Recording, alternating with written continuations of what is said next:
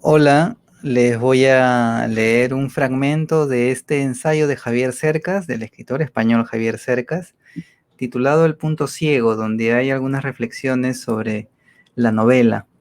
Les voy a leer un fragmento, espero que les guste. La novela moderna es un género único, porque diríase que, al menos en germen, todas sus posibilidades están contenidas en un único libro. Cervantes funda el género en el Quijote y al mismo tiempo lo agota, aunque sea volviéndolo inagotable. Dicho con otras palabras, en el Quijote Cervantes define las reglas de la novela moderna, acotando el territorio en el que a partir de entonces nos hemos movido los demás novelistas y que quizá todavía no hemos terminado de colonizar. ¿Y qué es ese género único? ¿O qué es al menos para su creador? Para Cervantes, la novela es un género de géneros también, o antes es un género degenerado. Es un género degenerado porque es un género bastardo, un género sine nobilitate, un género snob. Los géneros nobles eran, para Cervantes como para los hombres del Renacimiento, los géneros clásicos, aristotélicos, la lírica, el teatro, la épica. Por eso, porque pertenecía a un género innoble, el Quijote apenas fue apreciado por sus contemporáneos, o fue apreciado meramente como un libro de entretenimiento, como un bestseller sin seriedad. Por eso no hay que engañarse. Como decía José María Valverde, Cervantes nunca hubiese ganado el premio Cervantes. Y por eso también Cervantes se preocupa en el Quijote de dotar de abolengo a su libro y lo define como épica en prosa, tratando de injertarlo así en la tradición de un género clásico y de asimilarlo a ella. Dicho esto, lo más curioso es que precisamente esta tara de nacimiento, la que termina constituyendo el centro neurálgico y la principal virtud del género, su carácter libérrimo, híbrido, casi infinitamente maleable, el hecho de que es, según decía, un género de géneros donde caben todos los géneros y que se alimenta de otros, que se alimenta de todos. Es evidente que solo un género degenerado podía convertirse en un género así, porque es evidente que solo un género plebeyo, un género que no tenía la obligación de proteger su pureza o su virtud aristocráticas, podía cruzarse con todos los demás géneros, apropiándose de ellos y convirtiéndose de ese modo en un género mestizo.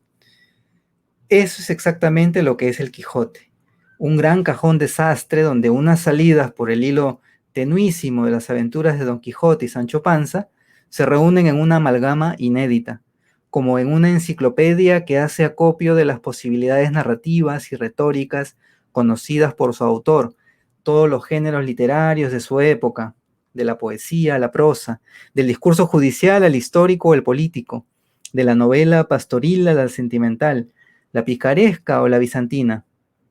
Y como eso es exactamente lo que es el Quijote, eso es exactamente también lo que es la novela, o por lo menos una línea fundamental de la novela, la que va desde Lawrence Stern hasta James Joyce, desde Henry Fielding o Denis Diderot hasta Georges Perec o Italo Calvino. Más aún, quizá cabría contar la historia de la novela como la historia del modo en que la novela intenta apropiarse de otros géneros, igual que si nunca estuviese satisfecha de sí misma, de su condición plebeya y de sus propios límites, y aspirara siempre, gracias a su esencial versatilidad, a ser otra, pugnando por ampliar constantemente las fronteras del género.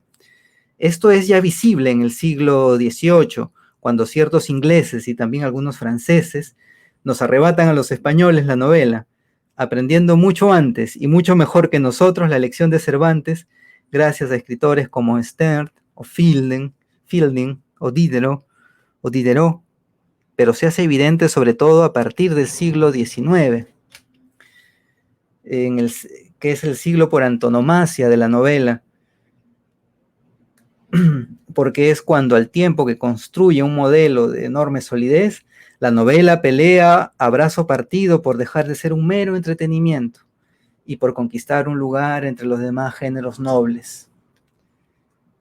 Balzac aspiraba a equiparar la novela a la historia, y por eso en Pequeñas miserias de la vida conyugal afirma que la novela es la historia privada de las naciones. Años después, en la segunda mitad del siglo, Flaubert, a la vez principal seguidor y principal corrector de Balzac, no se conformaba con eso y según constata una y otra vez el lector de su correspondencia, se obsesiona con la ambición de elevar la prosa a la categoría estética del verso, con el sueño de conquistar para la novela el rigor y la complejidad formal de la poesía. Muchos de los grandes renovadores de la narrativa de la primera mitad del siglo XX adoptan a Flaubert como modelo, y cada uno a su modo. Joyce ingresando a la multiplicidad estilística, narrativa y discursiva de Cervantes, Kafka regresando a la fábula para construir pesadillas, Proust exprimiendo hasta el límite la novela psicológica. Prolongan el designio de Flaubert, pero algunos, sobre todo algunos escritores en alemán, pienso en Thomas Mann, en Hermann Broch, en Robert Musil, pugnan por dotar a la novela del espesor reflexivo del ensayo, convirtiendo las ideas filosóficas, políticas e históricas en elementos tan relevantes en la novela como los personajes o la trama. Tampoco el periodismo, uno de los grandes géneros narrativos de la modernidad, se ha resistido al apetito omnívoro de la novela. El nuevo periodismo de los años 60 pretendía, como afirmaba Tom Wolfe, que el periodismo se leyera igual que la novela, entre otras razones porque usaba las estrategias literarias de la novela. Pero lo cierto es que por entonces no fue solo el periodismo el que empezó a canibalizar la novela, sino también la novela la que canibalizó el periodismo, echando mano de todos los recursos narrativos de este y convirtiendo la materia periodística en materia de novela, como ocurre en A Sangre Fría, de Truman Capote. Épica, histórica, poesía, ensayo, periodismo, esos son algunos de los géneros literarios que la novela ha fagocitado a lo largo de su historia. Esos son también algunos de los géneros de los que a su modo participa Anatomía de un instante, un libro que, vistas así las cosas, quizás sería obligado a considerar una novela, aunque solo sea porque desde Cervantes a este tipo de libros mestizos solemos llamarlos novelas. ¿Por qué entonces la mayoría de los lectores no lo consideró en su momento una novela? ¿Por qué yo mismo me negué de entrada a presentarlo como tal? Este ha sido un fragmento de este libro, El punto ciego. Reúne las conferencias que dictó Javier Cercas en una universidad británica a propósito de su propia experiencia como autor. Y él sostenía este punto de vista sobre que la obra suya son novelas sin ficción que parten de la realidad.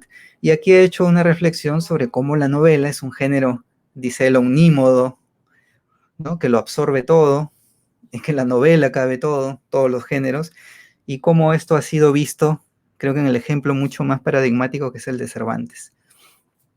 Cuéntenme qué les pareció este fragmento, si quieren más lecturas como esta. Desde ya muchas gracias por seguir a Lee por Gusto, por sus me gusta y sus comentarios, y hasta una próxima lectura.